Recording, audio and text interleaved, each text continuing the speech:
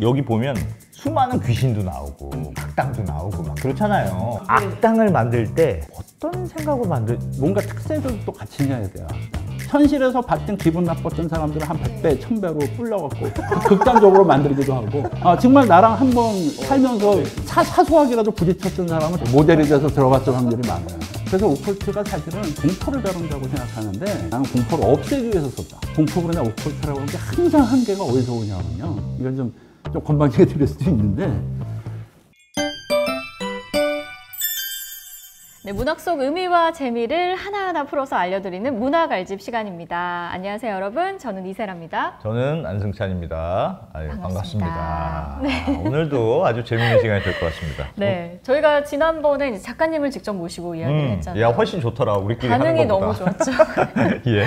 우리 둘만 하는 것보다 반응이 네. 너무 좋아서 그런 것 같다. 앞으로는 우리 둘만 하는 거는 아닌 좀 걸로. 안 될 것 같아요. 예. 네, 항상 작가님들과 함께 하도록 하겠고요. 네. 오늘도 저희가 아주 대단하신 분을 또 모셔봤습니다.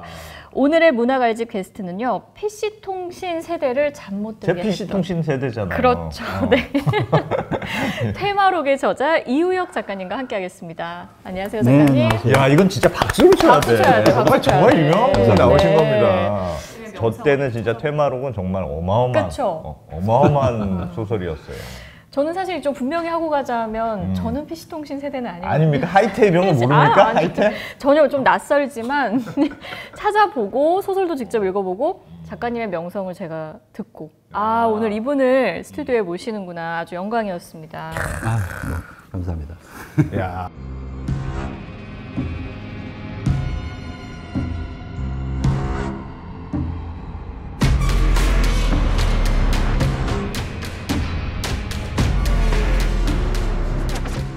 테마 여기 요즘 새로 나왔죠, 이제 그렇죠. 다시. 국내 편으로 또. 옛날에 나왔었다. 네. 뭐 선권 다 나올 거예요. 네. 이제 좀 17권이었나요? 쭉 또 출간이 되죠. 그게 93년도부터 연재하신 거예요? 그렇죠. 연재를 처음 한 거는 93년 여름이고요. 예. 그 다음에 책으로 나온 게 이제 94년이죠. 그때는 뭐 하셨을 때였어요? 그때 저 자동차 부품 연구소에서 연구원으로 그 에어백 개발 하다가 회사원, 연구원. 자동차 에어백 개발하다가 네. 어쩌다가 이걸 쓰게 되신 거예요? 도저히 오늘 출근해서 너무 짜증난다. 좀 특이해서 많은 분들이 물어보는데 네. 그러니까 순수하게 제 입장에서 그 직물적인 것만 대답을 해드리면은 그 당시에 그 하이텔 지금 없어졌지만 거기 그 썸머란이라고 여름에 괴담 올리는 난이 있었어요. 그리고 처음에는 그 괴담 같은 게 막 올라오는데 그게 재밌다고 또 연구소 사람들도 그다 선후배예요. 연구소지만 다 서울대학교 그 대학원 선후배들이기 때문에 그거 이제 누가 하나 뽑아오면 이제 재밌다고 이러고 하는데 이게 조금 지나니까 이제 똑같은 게 이제 반복 재생산돼요. 주제가 몇 가지 딱 있어서 그 기존 괴담이라고 하는 게 그 틀을 못 벗어난다고요. 그래갖고 그걸 보다가 이제 시대를 하니까 이제 생각을 해본 게 이거 어차피 또 실제 일이었을 리가 없잖아, 이게. 그랬으면 다 죽었지. 죽은 사람이 어떻게 말을 해. 그러니까 거의 다 이거는 만든 얘기인데 그럼 뭐 나라고 못 만들려면 법이 있나. 그래갖고 나도 이제 괴담을 만들어 보자. 근데 기왕 만드는 거 좀 이렇게 좀 있어 보이게. 옛날부터 내가 뭐 사실 그 만화 그리고 이런 걸 좋아해서 그 스토리텔링 같은 걸 뭐 아무 하급이지만 했었어요. 그다음에 대학교 때는 연극 좋아해갖고 연극. 네, 연극 좋아해서 처음에 연극 상연도 하는데 워낙에 못하잖아요. 아마추어니까 잘한다고는 얘기 못해요. 근데 나름 열심히는 하잖아. 그러다 보니까 써보기도 하고 희곡도 써보고 많이. 사실은 그런 게 좀 많이 했었어요. 구성 시나리오 이런 데 관심이 많으셨군요. 그러니까 말로는 전혀 관심 없다가 한 방에 딱 썼다고 하니까 오해를 많이 하는데 사실 이런 식으로 그래서 나도 그걸 괴담으로 올릴 때도 괴담을 만든다는 생각이 아니고 스토리를 만든다고 생각을 해요. 다 긁어 모아서 이렇게 이쪽에 세계관을 만드는 거잖아요. 만화책을 만든다는 것도. 그러니까 세계관을 만든다는 생각, 괴담을 하고 자꾸 접근하니까 사람들이 오해를 하고 이걸 많이 하는 것 같아요. 그러니까 다시 정리를 해보니까 나이 들어서 그 세계관을 만들어서 이제 괴담을 계속 한번 써보자라고 생각을 했는데 이게 정말 와서 첫 화 써보니까 아는 게 하나도 없어갖고 펑크가 이게 사람들이 막 보니까 너무 무서운 거예요, 그때는. 아니 그럼 처음에는 얼마나 자주 올리셨는데요? 내키면 올리는데 그때는 걸린 게 없으니까 처음에는 편해요. 처음에는 올리기 편해. 평생 쌓여있던 걸 뽑아내니까. 다만 오컬트는 전혀 하나도 몰랐기 때문에 거의 몰랐기 때문에 일단 뭐 역사니 뭐 나 좀 잡학에 관심이 많아서 자판을 정말 많이 알았어요. 근데 오컬트는 하나도 몰랐거든요. 생각하는 것과 달리. 그래서 뭐 다음날 바로 그 친구 차 타고 와서 옛날 종로서적 그 지하실 뒤져서 그 혹세의 우민하는 그 쓰레기 같은 책밖에 없어요. 사실은 그런 거가 실린 거는 이런 오컬트적인 거는 사실 정통 서적에 정사가 있을 수가 없잖아요. 그걸 그 산더미처럼 뒤져서 한 80권, 다음날 80권, 뭐 다음날 30권 이런 식으로 나중에 천하고 탔을 때까지 뭐 해설집도 그때 내고 그랬는데 거기 한 200권 레퍼런스 실었는데 실제로 보면 한 2, 3천 권 돼요. 내내. 근데 처음에는 한 80권으로 시작을 했어요. 그 한 일주일 걸렸지. 뭔가 처음에 재밌는 얘기를 써봐야 되겠다. 근데 그게 중요해요. 그 처음에 쓸 적에 소설 하나 써봐야겠다나 뭐 이거 해갖고 내가 등단해 이런 마음을 먹은 게 아니고요. 순수하게 재밌는 걸 써보겠다. 그래서 내가 책으로 낼 적에도 난 재밌는 거 추구한다고 서원에 계속 그걸 쓰고 있잖아요. 그래서 그렇게 시작을 했고 나머지는 부수적으로 따라온 거예요. 난 이걸 절대 잊지 말았으면 좋겠어. 만약에 소설가를 꿈꾼다고 해도 내가 정말 쓰고 싶은 주제가 있고 이거 지금 벅차올라서 내가 넘쳐올라서 이런 거에 나도 그 여태까지 인식을 못했지만 이걸 썼던 거지. 뭐 소설을 하나 만들어 봐야지 조작해갖고 만들면 절대 나는 그 빼어난 작품이 나오기가 힘들지 않나 싶어. 근데 처음은 그렇게 시작했을 수 있는데 이제 사람들 반응이 오고 책으로도 나오고 하면은 인식이 이제 내가 소설을 쓰고 있구나 변하지 않아요? 그래서 그 인식에서 초발심 비슷한 걸 지키는 게 정말 힘들어요.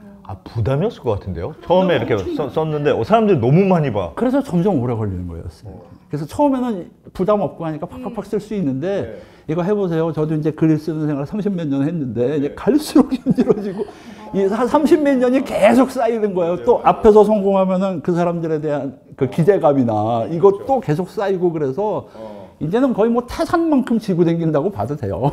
정말 부담감은. 퇴마록은 저는 너무너무 익숙한 소설인데 요즘 젊은 친구들은 잘 모를 수도 있을 것 같아요. 그러니까 원래 뭐 젊은 친구들도 꾸준히 이게 봐요. 근데 요번에 뭐 애니메이션에서 다시 조금 더 유명해졌다고는 하지만 아니 제가 안 그랬으면 그동안 뭘 먹고 살았겠습니까? 30년간. 30년간 꾸준히 뭘 처음에 본 것도 있지만 그러니까 보통 사람들 요새 웬만큼 해서 잘 팔았다 정도는 계속 나가줬어요.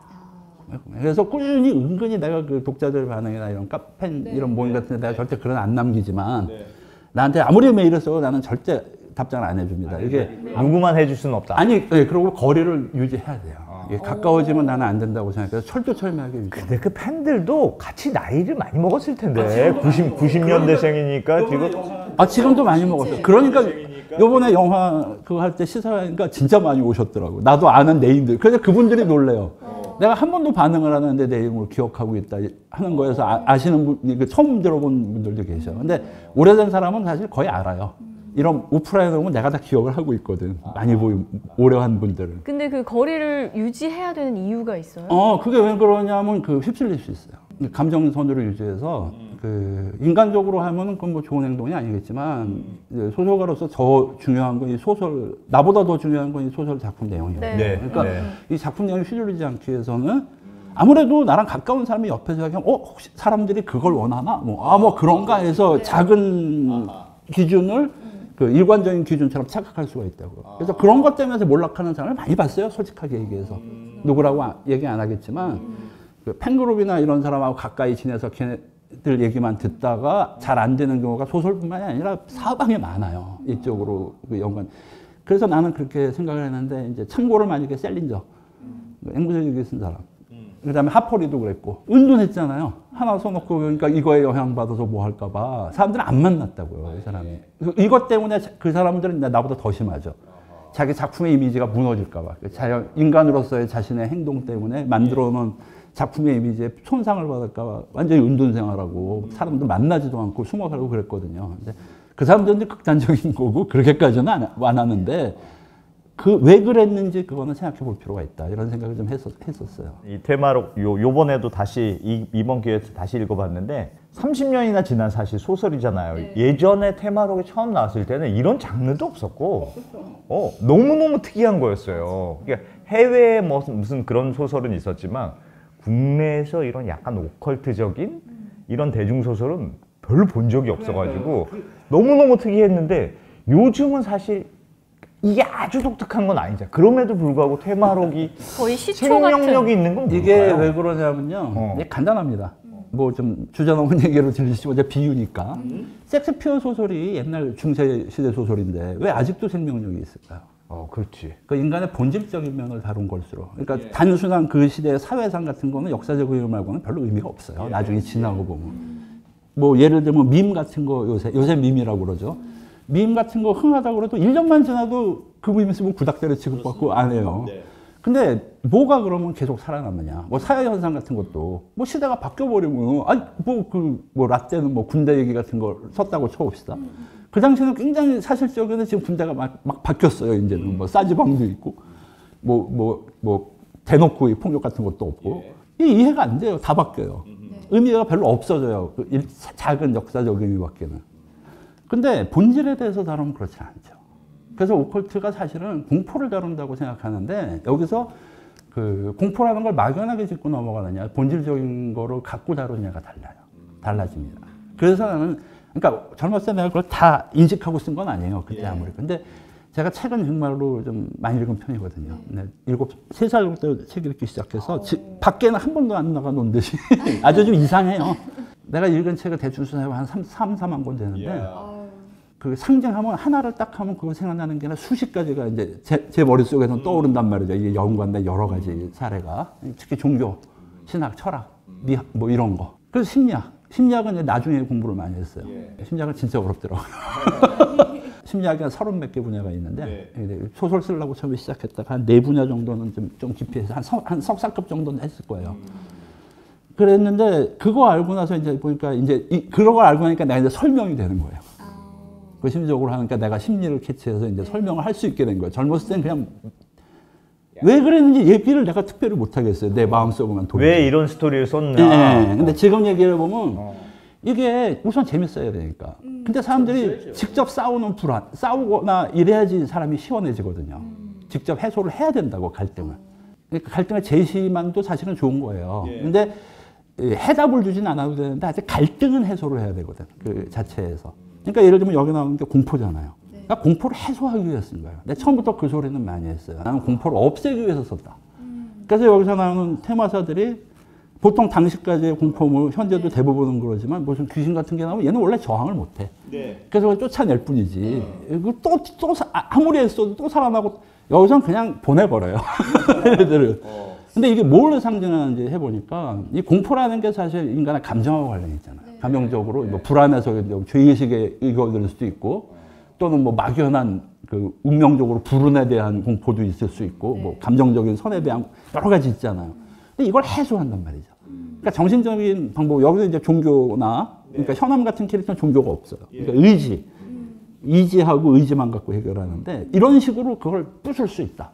사람의 마음속에 자기를 괴롭히는 공포나 이걸 이런 식으로 나타내고 싶어서 내가 그랬구나. 생각보다 진짜 무섭진 않더라고요. 맞아요. 그러니까 무서움을 없애는 그래요. 착각을 하지 마세요. 이거는 사람한테 겁을 주려는 게 아니라 겁먹는 사람들을 이제 겁 안 먹게 하기 위해서 쓴 이게 훨씬 커요. 치료제네, 치료제. 사실 그래요. 거의 다 그런 식으로 해소가 될 거예요. 그 에피소드들이. 그래서 대부분은 해소가 되고 아주 근원적인 애들은 악마 이런 거로 묘사가 되는데 그 악마도 사실은 내 기준의 세계관에서는 보통 그 절대악의 악마가 아니에요. 그러니까 나한테 불안을 주는데 정말 진짜 끊지 못할 요소 같은 거예요. 아주 집요하게. 인류의 공통 불안이라고 할까? 그러니까 개인 불안 같은 거는 테마사들 이런 식으로 의지나 뭐 신앙이나 여러 가지로 해결이 되고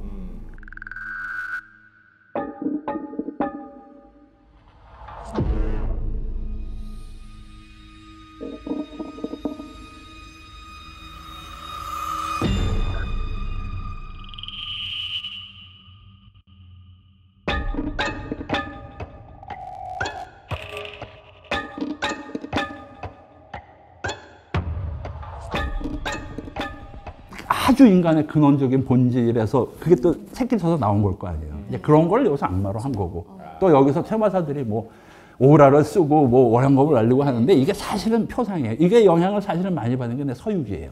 서유기. 이걸 갖고 무슨 일본 만화 뭐 이런 거 드러내는 사람들 그런 사람들은 그것밖에 본 게 없어서 그렇게 얘기하는 거고요.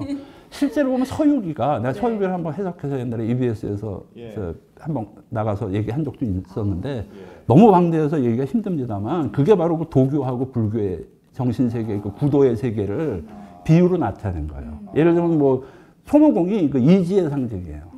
그래서 억압도 되잖아요.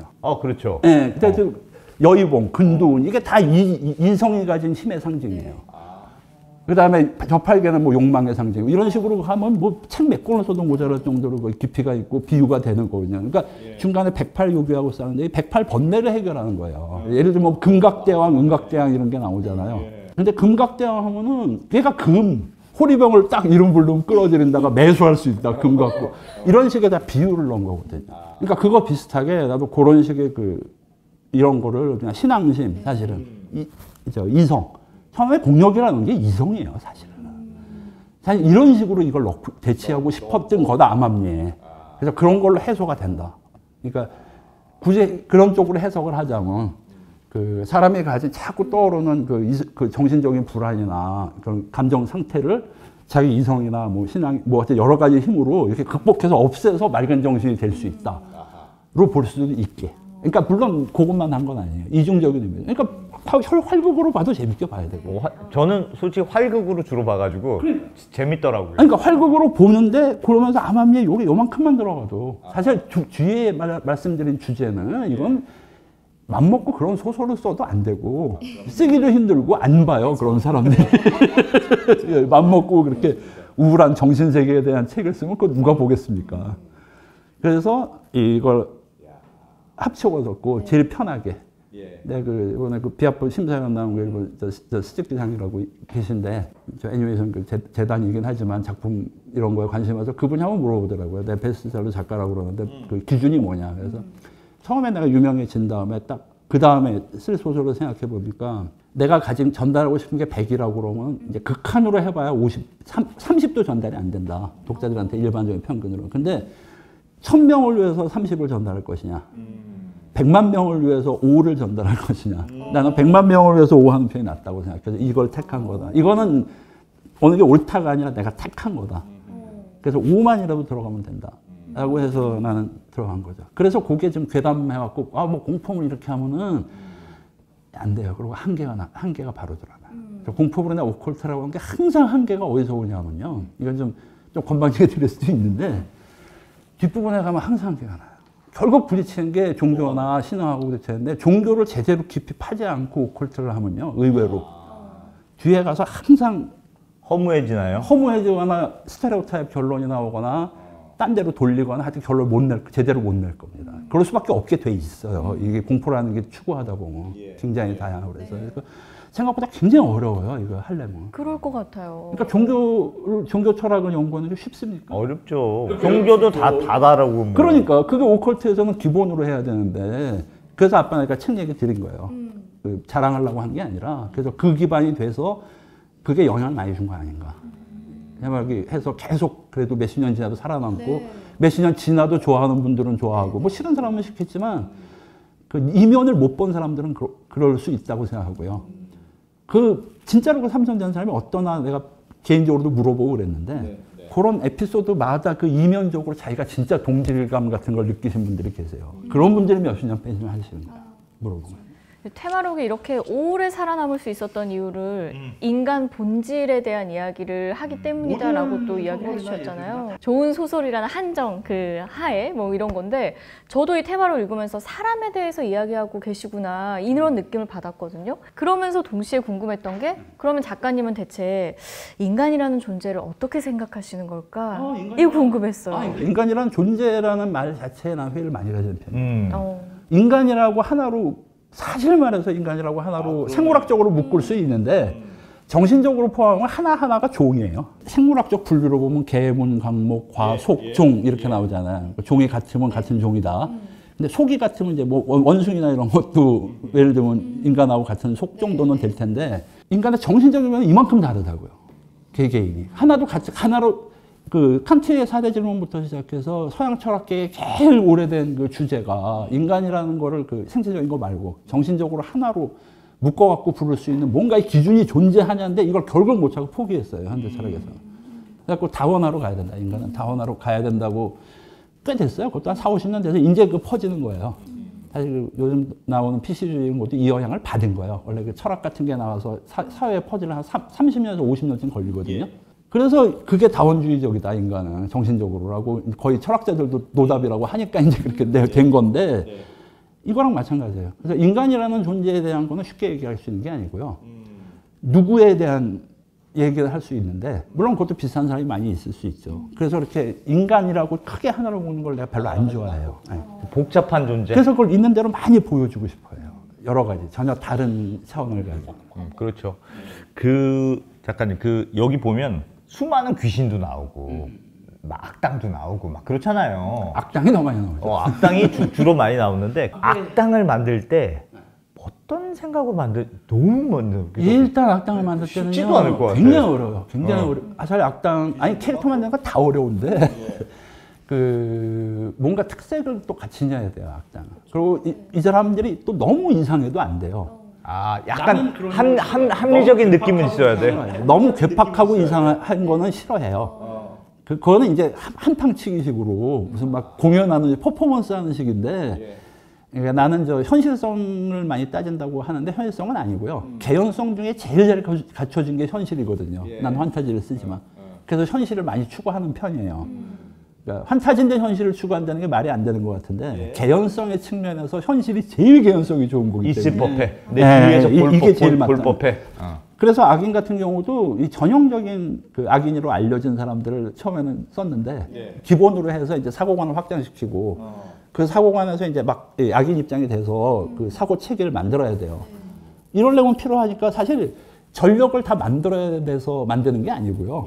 무슨 뭐 키 얼마, 무슨 명세서 1억 써 이런 거 안 만들어요.